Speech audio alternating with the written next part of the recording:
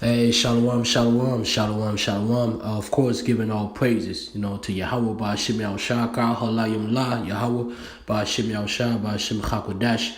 Giving double honors to our apostles and elders, a great millstone, shalom and salutation.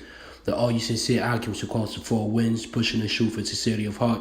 I am your fellow servant, Kasama God from the DC camp, and I'm coming at you through the spirit and power of Yahweh by Hashem Yahushua, by Hashem Chakodash. Basically, this is another video of a countdown to World War III. And, going into prophecy, man, because ultimately it's all about prophecy. If you ain't prophesying, you're not doing your job as a man of the Lord, as a Hebrew Israelite, calling yourself a prophet. Not everybody is a prophet. We know that. We recognize that. You know what I'm saying? But if you call yourself being a prophet, you must be into prophecy. You must know what's going on, not only nationally, but also internationally. So this is our RT. Of course, as you see the news right here, man, this is big. I really like this article because it goes right away with scriptures. And General Davis Petraeus was so honest. He was so honest. It was so sweet. Man, honesty from a devil, and you see a match with the scriptures is beautiful. So let's get to it. This is what he said. Putin Putin is the greatest gift to NATO since the end of Cold War. Ex-CIA head Petraeus.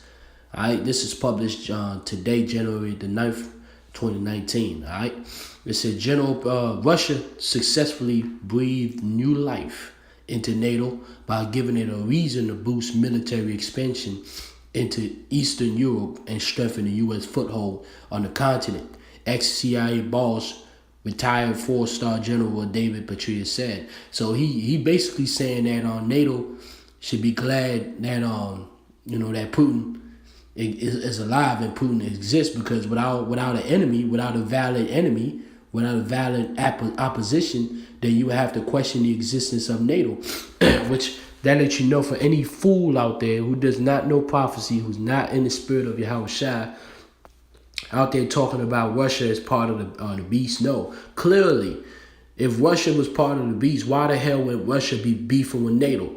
All right, how's the beast gonna beef with himself?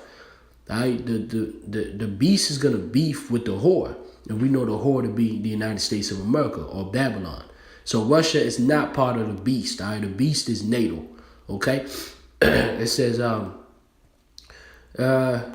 Russia single-handedly, again, this is him saying, Russia single-handedly gave the American-led military, the American-led military bloc a new reason for living.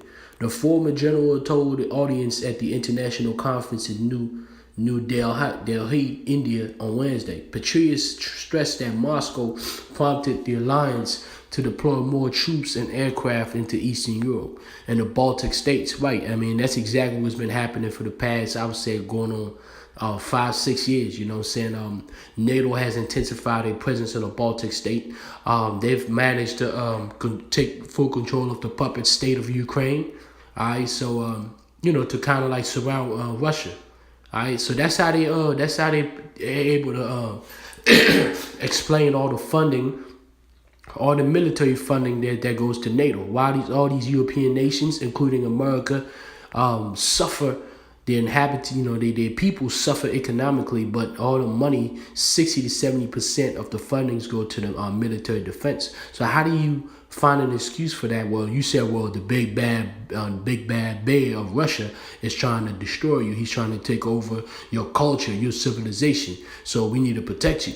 So these are the type of deception and lies that these devils on in Europe, because the Russians are also devils as well. But the stronger devil, out of all of them, is stretched out with America and the EU. Okay. So it says Petraeus stressed that Moscow prompted the alliance to deploy more troop and aircraft into Eastern Europe and the Baltic states, as well as set up new command headquarters in the region. Soldiers from the U.S. these are soldiers from the U.S. National Guard participating in NATO drill in Lithuania, if I'm saying it well. June 2014. All right. And I reported that, if I'm not mistaken. It was done under the pretext of fighting Russian aggression, as relations between NATO and Moscow steadily deteriorated during the presidency of Vladimir Putin. In that sense, Putin is the greatest gift NATO has received since the conclusion of the Cold War, the American general said. You see what he said on top? He said it was done under the pretext of fighting Russian aggression.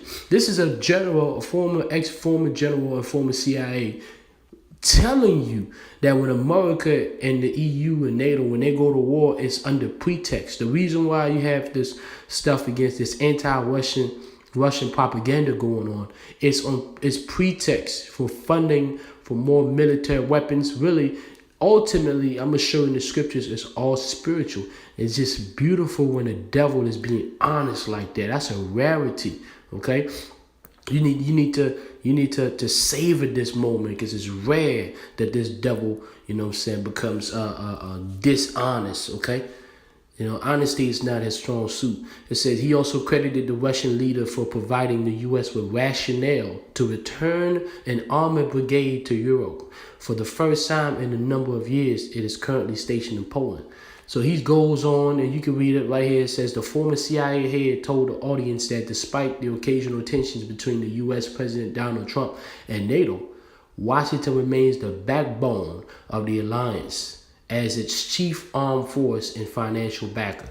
You see that? So the United States of America, the whore, is the backbone of the alliance. The alliance with who? With NATO, the beast. That's why the scripture says that in Revelation 17, that John saw the whore riding on top of the beast, because the whore is the backbone of the beast. The whore funds the beast, because the beast itself ain't trying to put all that type of money into going to war like that. But the whore, being the empress, right?